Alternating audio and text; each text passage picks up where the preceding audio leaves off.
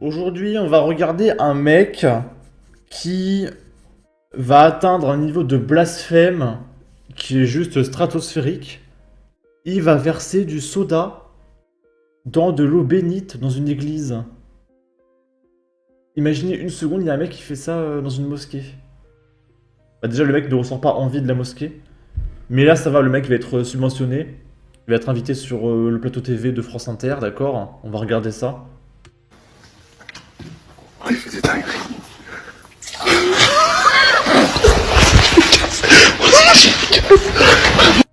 Mais cassé trop. C'est quand même vachement drôle, hein. C'est quand même vachement drôle. Ok. Je suis mort de rire, voilà. Mais franchement, mais c'est indécent. Moi, je ne supporte plus, hein. Ce manque de respect comme ça, je ne supporte plus. Alors que tu fais ça dans une mosquée, mais ça finit en Charlie Hebdo, en fait. Il y en a marre. Bon. Ici, souvenez-vous, en Corse, il y a le maire qui avait déposé un arrêté interdisant le port du burkini. Eh bien, il y a la Ligue des droits de l'homme, qui est visiblement plus puissante que le maire de Corse, qui a suspendu l'arrêté d'interdiction du burkini en Corse. Donc, les Corses, j'espère que vous aurez votre indépendance très bientôt, parce que vous n'avez plus de pouvoir dans votre propre ville. Voilà. Ici, c'est un mec qui s'est fait arrêter par un contrôleur, par une contrôleuse même, dans un train, et il va avoir des propos tout bonnement hallucinants.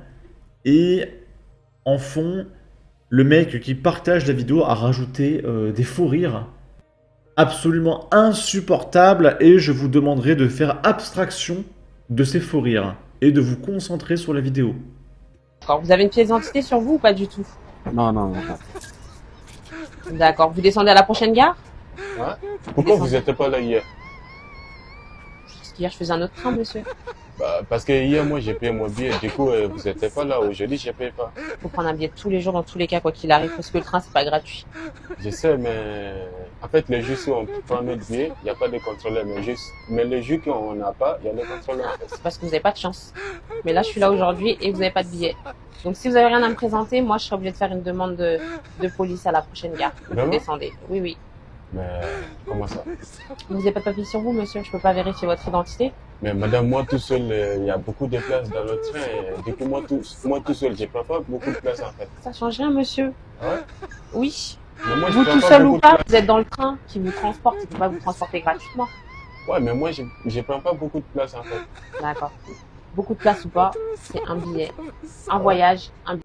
Mais est-ce que le mec s'attend premier degré quand il dit non mais je prends pas beaucoup de place, que la contrôleuse a dit ah bah oui vous avez raison, bah c'est bon, vous pouvez rester. Mais il est débile.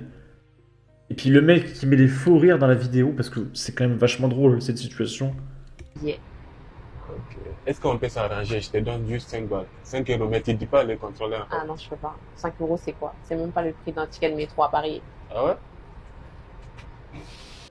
Alors elle dit pas que c'est de la tentative de corruption, elle dit que 5 euros c'est même pas le prix d'un ticket de métro à Paris. Donc ça veut dire que cette dame elle est ouverte à la corruption. Est-ce que pour 50 balles, elle aurait rien dit? Moi, je pense que 50 balles elle aurait accepté. Mais là 5 euros c'est pas assez. Ok, vous pouvez appeler Vous la êtes sûr? police. Ok, pas de souci, c'est ce que C'est je vais bon. faire. Bonne journée. Merci. revoir. Au revoir. Ok, c'est absolument merveilleux, hein, j'adore. Pas de papier, rien sur lui, mais un beau GSM avec des cheveux bien coiffés, le vrai SDF. Et ils sont combien dans ce cas-là? Ils se croient tout permis, ces migrants, il y en a ras-le-bol. Go à la police et point barre. On devrait faire pareil, arrêter de payer nous aussi. Un migrant, issu de l'immigration certainement, mais il a quand même 5 balles et des dreads bien entretenus. J'appelle ça un parasite. Bref. On va terminer avec deux faits divers de F de souche. À Quimper, dans le 29, il y a un migrant qui n'a pas toléré qu'une femme refuse ses avances dans un bar. Et du coup, en toute légitimité, il l'a défoncé. Et ce Tunisien avait déjà évité la prison pour une agression S, parce qu'on est en France, et cette fois-ci, il craint d'y aller pour de bon. Mais ouf! La peine est sous bracelet électronique, il est soulagé, donc il a rien. Voilà. Et pourquoi il n'a rien? Parce que il n'a pas les codes. Parce que dans sa culture, la femme est un bien immobilier. Et c'est normal de défoncer une femme qui ne respecte pas tes avances. Voilà, donc le juge l'a relâché. Les faits sont extrêmement désagréables, extrêmement graves.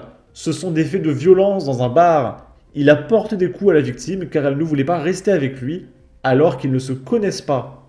Quand on regarde son casier judiciaire, il y a aussi une agression S, a déploré le substitut du procureur, Jean-Baptiste Doublier, lors de l'audience du tribunal de Quimper le vendredi 26 juillet.